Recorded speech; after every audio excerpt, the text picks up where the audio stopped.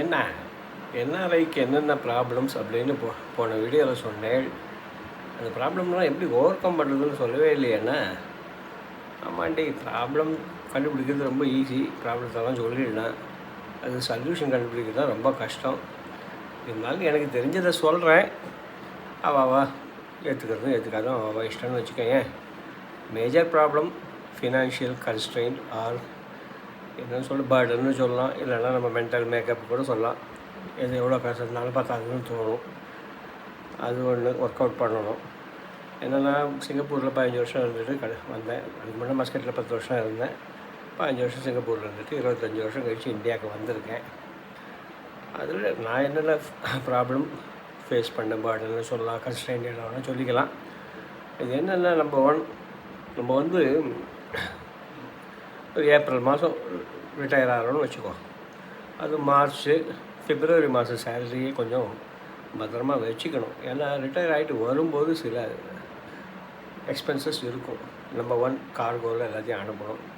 Number 2 ticket வாங்கணும். இதிலலாம் மஸ்கட்லலாம் ticket கொடுக்குறா போல இருக்குது. சிங்கப்பூரில் டிக்கெட்லாம் கொடுக்க மாட்டா. ரிட்டர்ன் அன்னைக்கு நம்ம தான் டிக்கெட் வாங்கணும். அது 2. நம்பர் 3 வீட்டை அப்படியே கொடுத்துட்டு வர முடியாது. அதை க்ளீன் பண்ணி கொடுக்கணும்னு சொல்லுவாள். அதுக்கு ஒரு $400 தேவைப்படும். அதை நம்ம ரெடியாக வச்சுக்கணும். ஏதோ நம்ம ஹவுஸ் ஓனர் நல்ல ஹவுஸ் ஓனராக போயிட்டா, எல்லா காசும் திருப்பி கொடுத்துட்டா. சில ஹவுஸ் ஓனர் சும்மா இருக்க மாட்டா. அங்கே ஒரு மார்க் இருக்குது, இங்கே ஸ்ட்ரெயின் இருக்குன்னுவா.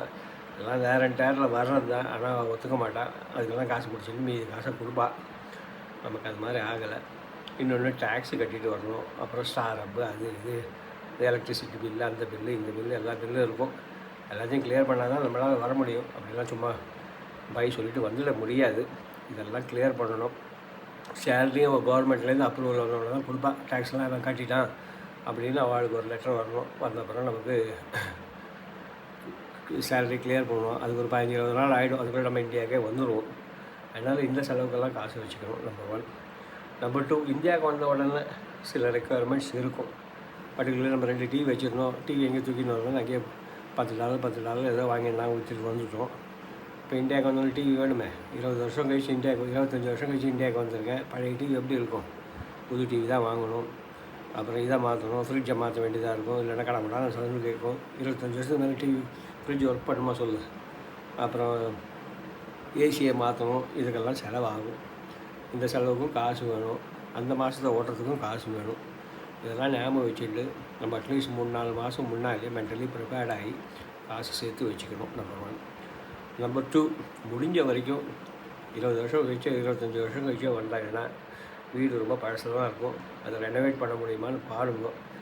அதுலேயும் நிறைய ப்ராப்ளம் இருக்குது. உங்கள் வீடு ஃபஸ்ட் ஃப்ளோரில் செகண்ட் ஃப்ளோரில் இருந்ததுன்னா கண்டிப்பாக 20 வருஷத்துக்கு முன்னாலெலாம் லிஃப்ட் ஃபெசிலிட்டிலாம் வச்சுருக்க மாட்டேன். இப்போ 65-66 வயசு ஆகிப்போச்சுன்னா 60 வயசு ஆகிடுச்சுனாலே சொல்லலாம். மாடிலாம் ஏறி இறங்க முடியாது. புது வீடு வாங்கி ஆகணும். ஸோ அங்கே இருக்கும்போதே பாருங்க. பழைய வீட்டை விற்றுட்டு புது வீடு வாங்கலாமான்னு பாருங்கள். எல்லாம் சொல்லுவாள், வாங்குறதுனா வாங்குறேன், பெரிய வீடாக வாங்கிடுக்கோ, 3 பெட்ரூம் 4 பெட்ரூம் வாங்கிடுக்கோன்னு சொல்லுவாள். உங்கள் பொண்ணோ பையனோ, மோஸ்ட்லி நம்ம பொண்ணோ போய் யாராக இருந்தாலும் ஃபாரினில் தான் இருப்பாள். ஏதோ வருஷத்துக்கு ஒரு வாட்டி வருவா, 20 நாள் இருப்பாள். அதுக்காக நீங்கள் பெரிய வீடெல்லாம் வாங்க வேண்டாம். ஏன்னா இப்போ இன்வெஸ்ட் பண்ணிவிட்டு அதில் பண்ண பெரிய லாபம் நமக்கு ஃப்யூச்சரில் விற்று லாபம் வாங்குற ஸ்டேஜில் நம்ம இல்லை. வேறு லாஸ்ட் லைக் ஆஃப் லைஃப் அது ஞாபகம் வச்சுக்கணும். நமக்கு வேண்டிய வீடு ஒரு 2 பெட்ரூமோ 3 BHKவோ வாங்குங்க. ரொம்ப சிட்டிக்கு போயிடாது. ரொம்ப காசு இலக்கண்ணூர்லேயே 12,000 அப்படிங்கிறான் பெர் ஸ்கொயர் ஃபீட்டு.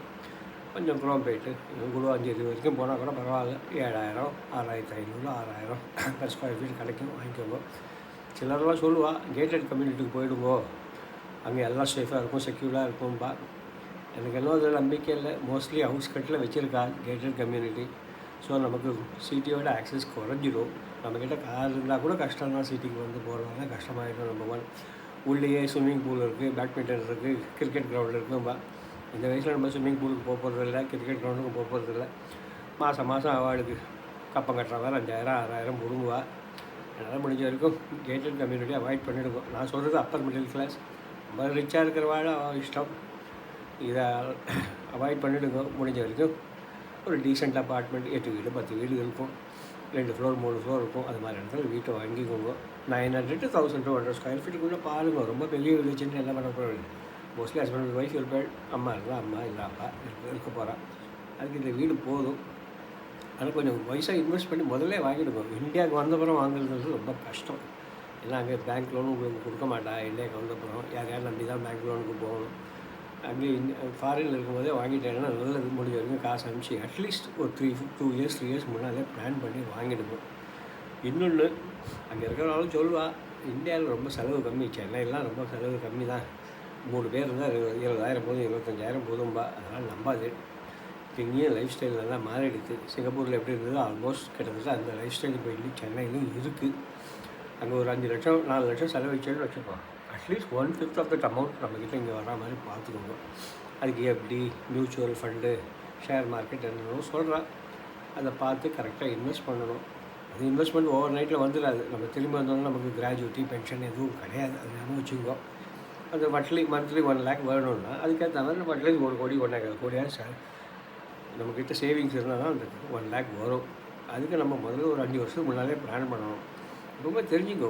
ஃபாரினுக்கு போன உடனே ஒரு 3-4 இயர்ஸில் நமக்கு தெரிஞ்சிடும் அங்கே இருக்க முடியுமா முடியாதா, அங்கே நமக்கு சிட்டிசன்ஷிப் கொடுப்பானா இல்லையா, அப்படி கொடுத்தாலும் நம்மளால் அங்கே இருக்கிறதுக்கு நமக்கு என்ன சான்சஸ்ஸு, நமக்கு இந்தியாவில் பேக் ஹோம் என்னென்ன நமக்கு ரெஸ்பான்சிபிலிட்டி இருக்குது, வந்து தான் ஆகணும் அப்படின்னு தெரிஞ்சுடுச்சுன்னா முதல்லேருந்தே கொஞ்சம் பிளான் பண்ணுங்க.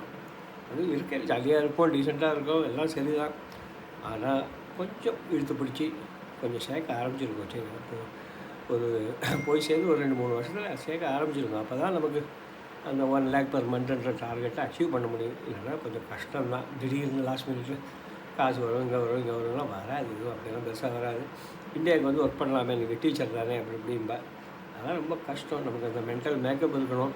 டியூஷன்லாம் எடுக்கணும்னா it's not an easy thing. ஆன்லைனில் 1-2 கிளாஸ் எடுக்கிறேன், ஏதோ சம்பாதிக்கிறேன்.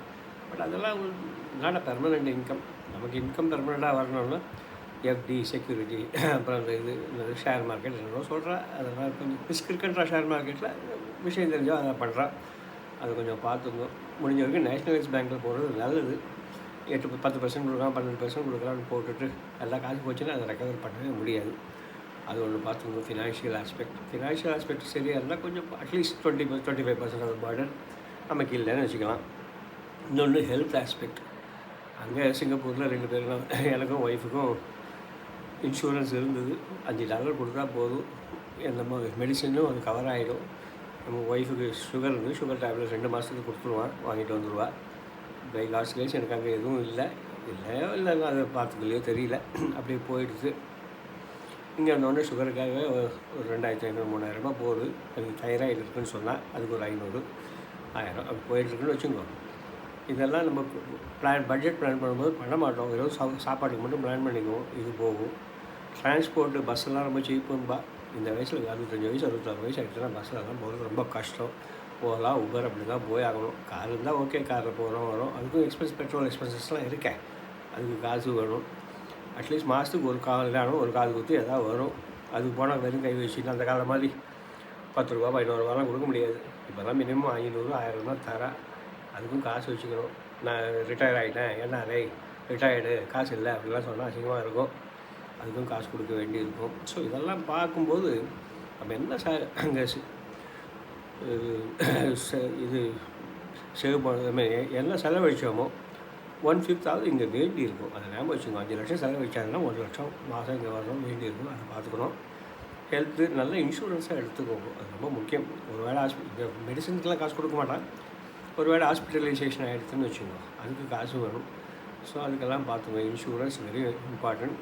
நல்ல இன்சூரன்ஸாக வாங்கி வச்சுக்கோங்க. 2 இது 2 தான் மெயின். அப்புறம் கொஞ்சம் மென்டல் ஸ்ட்ரெஸ் இல்லாத இருக்கணும்னா கொஞ்சம் வாக்கிங் போகணும். Morning, evening. ரோட் கண்டிஷன்லாம் நல்லா இல்லை, நல்லா தெரியுது.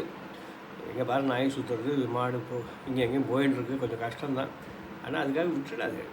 பாருங்கள், ஏதாவது ஒரு நல்ல ரோடு இருக்கும் அங்கேயும் கண்டுபிடிங்க. எந்த ரோடு கொஞ்சம் அமைதியாக இருக்குது அந்த ரோட்டில் போங்க.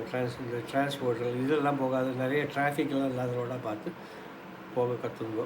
ஏதாவது பார்க் இருந்தால் பார்க்கோட யூஸ் பண்ணிக்கலாம். அப்படி எதுவுமே கிடைக்கலையா, கார் பார்க்கிங்கில் வாக்கிங் போகும், இல்லை மொட்டை மாடி மேலே போய் வாக்கிங் போகும். அதை பார்த்துக்கோங்க. இன்னொன்று, இந்த வீடு நான் சொன்ன மாதிரி வீடு முதல்ல வாங்கிடுங்க. அது உங்கள் இன்வெஸ்ட்மெண்ட்டை பார்த்து வாங்குங்க. அப்புறம் இன்னொன்று என்ன, வாக்கிங் போகணும். அது கொஞ்சம் உங்கள் உடம்பை நல்லா வச்சுக்கிறதுக்கு வாக்கிங் தேவைப்படும். மந்த்லி ஒன்ஸ் ஆகுது எங்கேயாவது வெளியில் போக பாருங்க.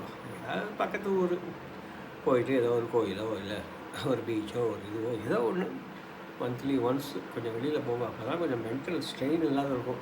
இல்லைன்னா வீட்டுக்குள்ளேயே 9 to 5 மாதிரி இருந்தாலும் வச்சுக்கோங்க, கண்டிப்பாக மென்டல் ஸ்ட்ரெயின் வந்துடும். அதை பார்த்துக்கோங்க. அப்புறம் ரிலேட்டிவ்ஸ் கொஞ்சம் ஸ்லோவாக தான் மூவ் பண்ண முடியும். ஏன்னா டக்குன்னு நமக்கு எல்லாம் ரொம்ப நாள் ஆச்சு சொல்லணும். டக்குன்னு அவளோட அப்படி டக்குன்னு மற்றவள் மாதிரி பேசிட முடியாது. கொஞ்சம் கொஞ்சமாக பேசுங்க. அப்படி கொஞ்சம் ஃப்ரெண்ட்ஷிப்பை டெவலப் பண்ணுங்க. எல்லாருக்கிட்டையும் உங்கள் கஷ்டத்தையே சொல்லிகிட்டு இருக்காது, கொஞ்சம் ஜாலியாக இருங்கோ. ஆனால் அதனால் ரொம்ப கஷ்டம்தான் அப்படின்னு நினச்சிட்றாது. You can overcome the difficulties. It may take an year or 2 years, but don't give up. மெதுவாக வாங்கோ, செட்டில் ஆகிடும். ஒன்ஸ் செட்டில் ஆகிட்டேன்னு வச்சுக்கோங்க, அப்புறம் லைஃப் ஸ்மூத்தாக தான் போகும். Provided you are provided with a good health. அந்த ஹெல்த்துக்கு மென்டல் ஸ்ட்ரெஸ் இல்லாத இருக்கணும். அதை நீங்கள் தான் பார்த்துக்கணும். அந்த மென்டல் ஸ்ட்ரெஸ் இல்லாத இருக்கணும்னா ஃபினான்ஷியல் ஸ்டெபிலிட்டி வேணும். அந்த ஸ்டெபிலிட்டி நம்ம ஃபாரினில் இருக்கும்போது தான் பண்ண முடியும். இங்கே வந்து எல்லாம் பண்ணுறது கஷ்டம்தான். லாட்ரி சீட்லாம் அடிக்க போகிறதில்ல. அதெல்லாம் பார்த்துட்டு இருங்க. அப்புறம் நல்ல டீசென்ட் ரிலேஷன்ஷிப் மெயின்டைன் பண்ணுங்க. ஒரு வேளை உங்கள் பையனோ பொண்ணோ ஃபாரினில் இருந்தால் அட்லீஸ்ட் ஒன்ஸ் இன் இயர் போங்க. அங்கே போய் ஒரு 2-3 months இருங்க. தட் வில் பி ரியல் ஒரு மென்டல் ஃப்ரீடம் ஒரு இது கொடுக்கும். ஸ்ட்ரெஸ் பஸ்டர்னே சொல்லலாம். அது பாருங்க, பேரன் பேத்தி இருப்பா, அவளை கொஞ்சம் ஜாலியாக இருங்க. ஓகே, எல்லாருக்கும் புத்தாண்டு நல்வாழ்த்துக்கள். நேற்று முடிஞ்சிடுச்சு, இன்றைக்கி சொல்கிறேன். எல்லாருக்கும் விஷு நல்வாழ்த்துக்கள். அடுத்த வீடியோவில் சந்திப்போம். முடிஞ்சால் இந்த ஜாலி டைம் வித் வாசு அப்படின்னு போட்டிருக்கேன். அதில் நீங்கள் சப்ஸ்கிரைப் பண்ணுங்க, மற்றவங்களுக்கும் சொல்லுவோம்.